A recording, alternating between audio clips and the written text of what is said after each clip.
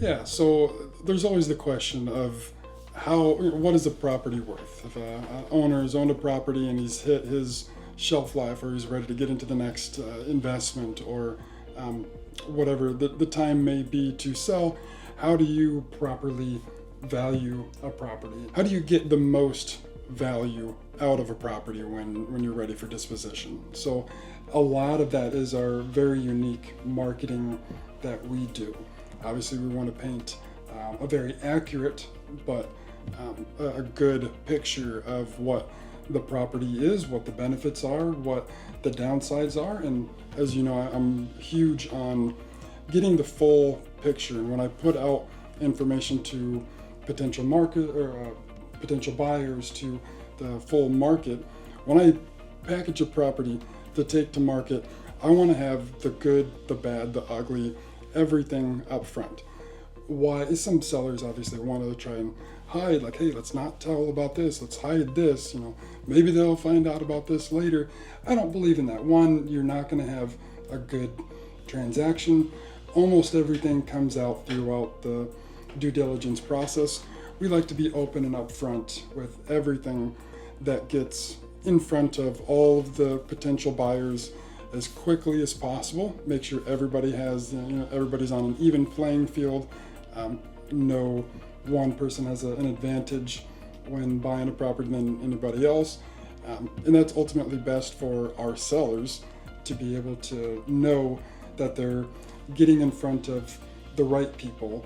They have the right information, and we can move slowly through the process. And no buyer is going to feel comfortable. They're gonna feel like, again, you're on opposite sides of the table if you're trying to hide certain things or only telling a certain truth.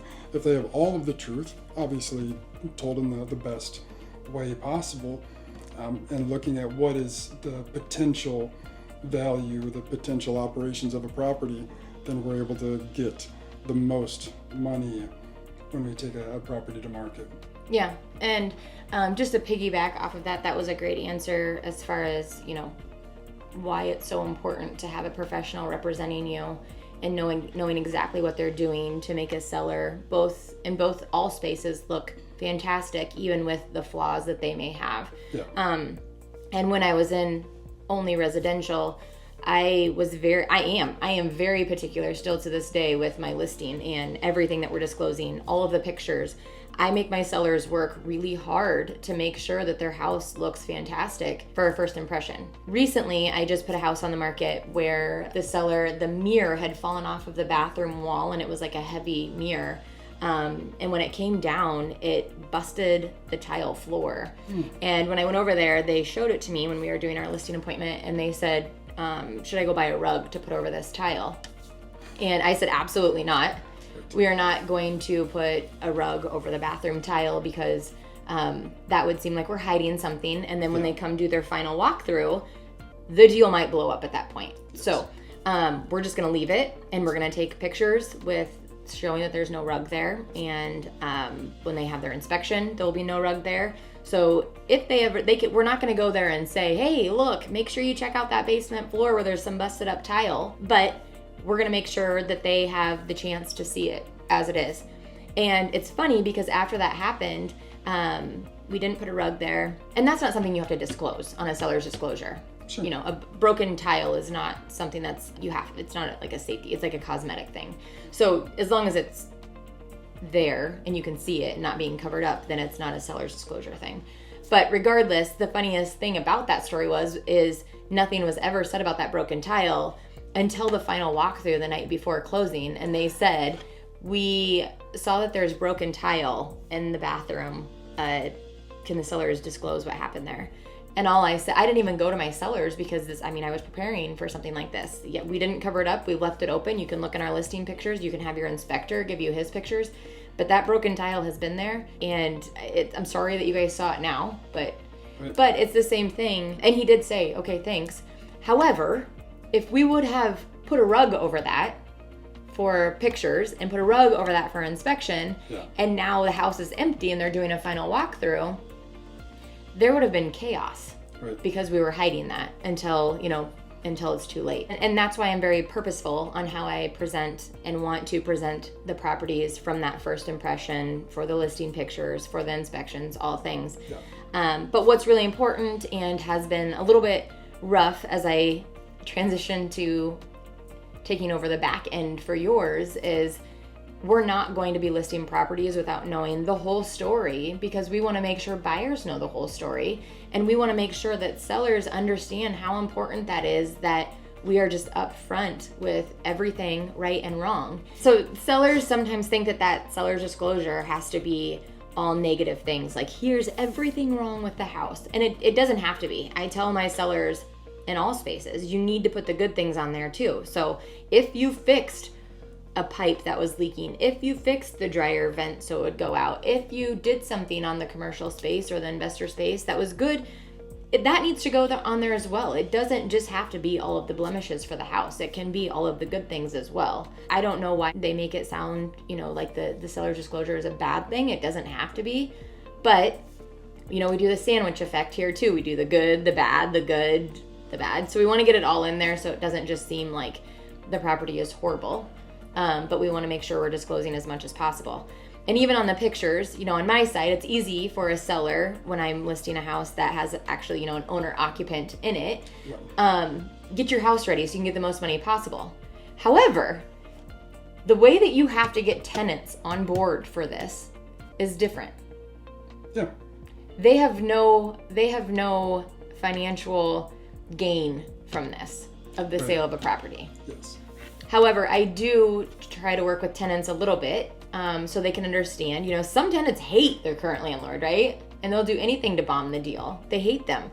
But being able to go in and just say, hey, tenant, if you hate your landlord so much, and maybe you have good reasons to hate your landlord so much, but right now your landlord is my client, and we are going to help him sell this property, and I need you to work with me, so maybe you can get a new, young, fresh landlord in here to take over this property, and everything that's been wrong with this property that you have been bitching about for all these years, that whatever it is, maybe this new fresh blood is gonna help you.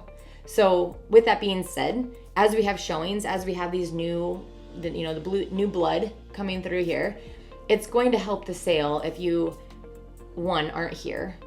They do like to stick around. But two, making sure your animals are gone, making sure the place is picked up, because a new potential landlord does not want to walk in and buy a complete and utter chaos of tenants. So if you want this as bad as he does, if you guys want to be able to separate, we're going to need your help. And you're going to need to work with us. However, the other obstacle to that is we want to make sure that when we are letting other realtors and brokers come show the property, and when we get sign calls and people that are buyers that are directly reaching out to us to see it, we are making sure they are fully pre-approved. We're not just showing these units to someone that is, what do we call them, tire kickers? Yeah.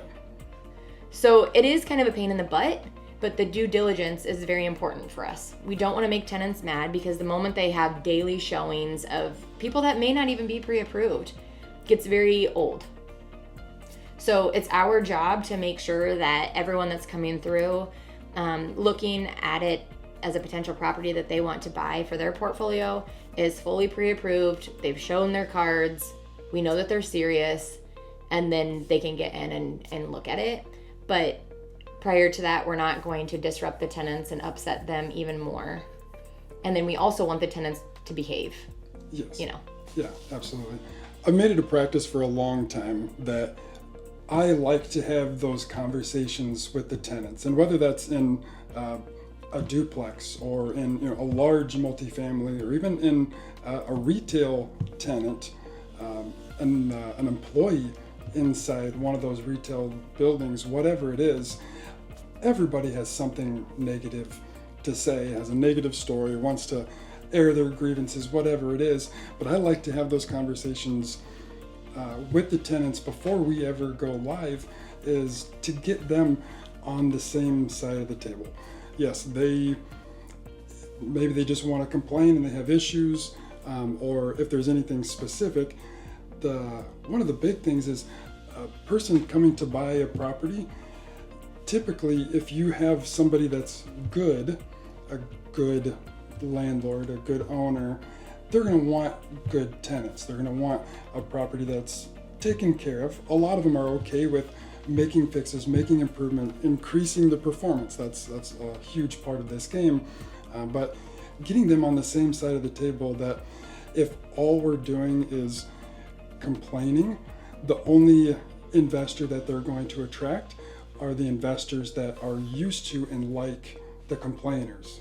So if they're seeing all of these problems, they're really only going to attract the people that are okay with, I don't want to call slumlords, we're going extreme here, but if you are out there and you're saying like, this is wrong, this is wrong, this is wrong, I hate my landlord, the good landlords are going to get turned off, and you're not going to have a good owner coming in. If you're respectable, again, we're going to open up the books and we're going to be open and honest of what the property is right now, what the full picture is, and what the potential is. That helps us to attract a good buyer for you, Mr. or Mrs. Tenant, whatever. So just getting on the same page and being able to get them on our side to work with, not lying, not masking, not hiding, but get the real full picture to be able to make sure that we have a good potential for buyers on the backside.